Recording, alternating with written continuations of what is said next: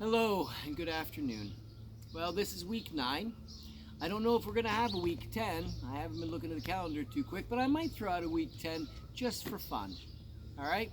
For those of you who have been turning in your assignment, especially those who haven't been participating and are participating now, thank you. It's great to have you back in class. I came up with an idea that I think is going to be kind of fun. It's going to tap into what you've already been practicing for the last couple of weeks, like the last 4 or 5 weeks, but it's also going to be a little new twist, all right? So what you do is you get a piece of scrap paper, all right? You're going to fold it in half, okay? Now, you're going to write your name, and you're going to write it big.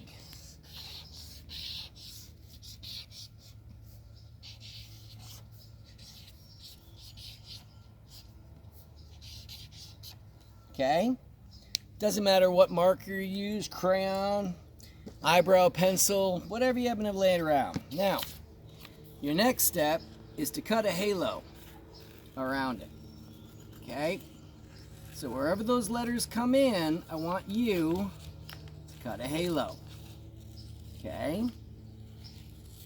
Maybe a 1/4 inch around, try to stay even, but it really won't matter, but it's based on your name. Now, I saw this assignment done where they actually traced the name itself on the back, and then you have a mirrored name, and it was all done in lines.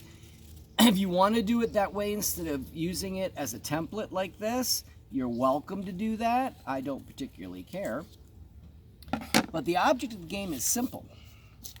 We now have a positive space. Okay? You open it up,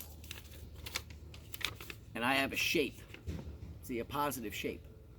So I'm going to lay that positive shape down here.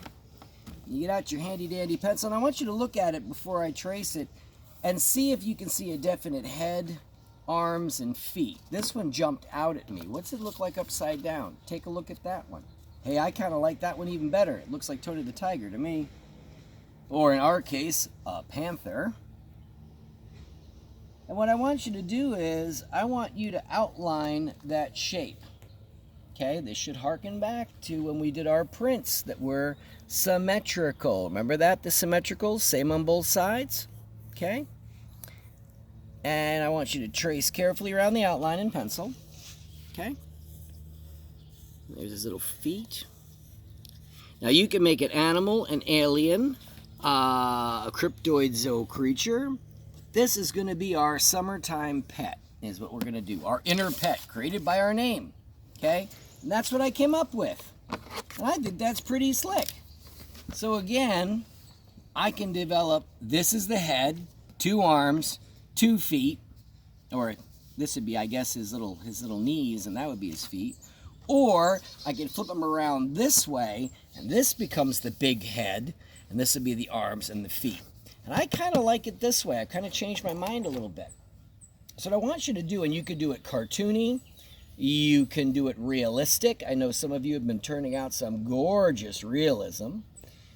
Please make sure you look on the attached files to see some finished examples, because obviously with this demo, I'm not going to take it through Blackline and do all of the outlining in black and full color. That would just take too long.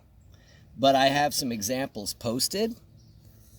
And I'm just letting my brain kind of have fun with it. Like this guy here, I all of a sudden, I guess because the one thing we've been doing since we've been sequestered is eating. So when I'm looking at this guy, I immediately saw his cute little paws here. And this looks like the top of a hamburger. And he looks very happy to have a hamburger. Then, this is almost perfect for his cute little feet to kind of come down. So he has it in his lap. It's one thing I'm looking forward to, that once the sequestering is lifted, that I can go out and have myself a burger. I'm going to put in his little toe beans. One of my favorites, of course. Toe beans. And here we go. And then we're going to put his eyes here and here. And he's kind of a cool little creature that just sprung out from my name. Put his little horns in here. And then you're going to black line this all up in black line and do it all in full color. Okay? Like for this, I'd be working the fur and contour lines because we went over contour lines. I put some sesame seeds in the top of the bun. I'd really put in my detail, but in black line. But then I got all this dead space. So where is he? Where is he? Where is he? So I got to say, you know what? This guy, he's kind of being, I want you to think about where am I going to be once I get out and I can start enjoying being outside. And of course, the very first place I'm heading, it's going to be New York. And I have a beautiful lake that I want to go to.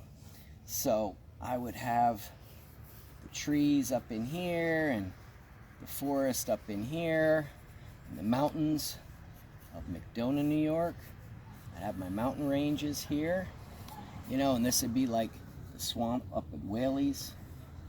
Well, you could go fishing or whatever else. And then, of course, the grass is going to be long up in here with the cattails.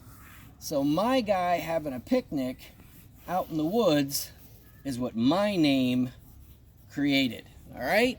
So you're going to black line it with Sharpie, right?